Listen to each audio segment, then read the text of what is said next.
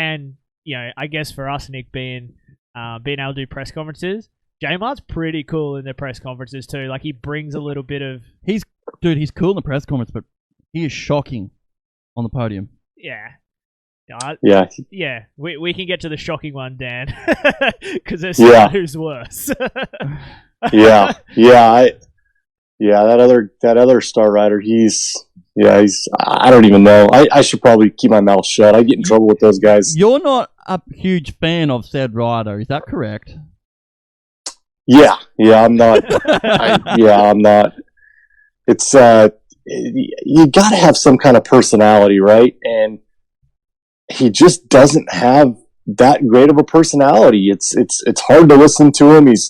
He's one thing that I don't care for is he's kind of a crybaby, and it's over and over and over. He cries about something, and well, we saw that at Atlanta for sure. So Well,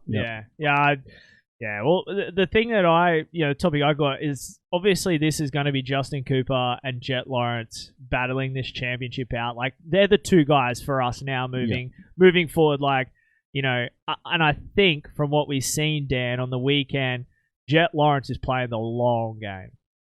Yeah, and I think he said it best on the podium. If second is a bad day, that's still a great day. Yeah, and I think that takes a lot of maturity to come to terms with that, especially at how old he is. Yeah, he's still a kid, so for him to come to grips with second is still a good day and play this long game.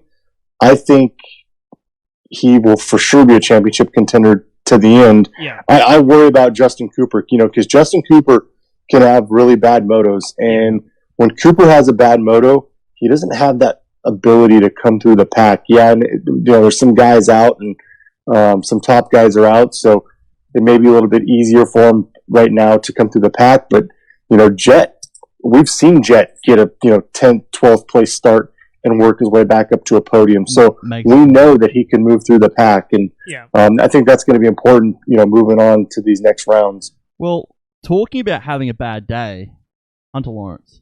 Yeah.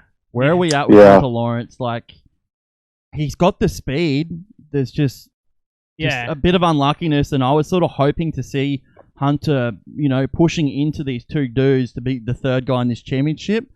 I don't know. I don't know where he's going to fall into this. It's how many points is Hunter back?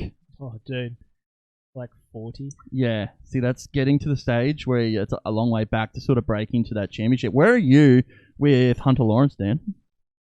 Yeah, I mean, there's still a lot of motos left, and Hunter's really good. And I think he just had kind of an unfortunate day and didn't get the results that he was looking for. But he had a good ride back, after the crash and whatnot. So he's got the speed. It's just like I think this weekend was just bad luck. Yeah, because he got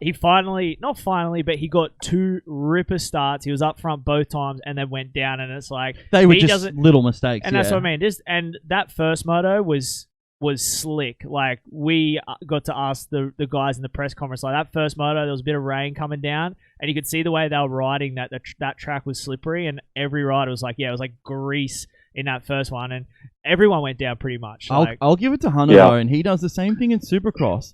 When he has a crash, he gets up and can contain his emotion and gets back into his rhythm so much better than a lot of these other guys. He's straight back into it, and you go look at his lap times, bang, he's back to hitting his marks each time. Like, he's got that sorted. He's got to minimize the mistakes. Yeah,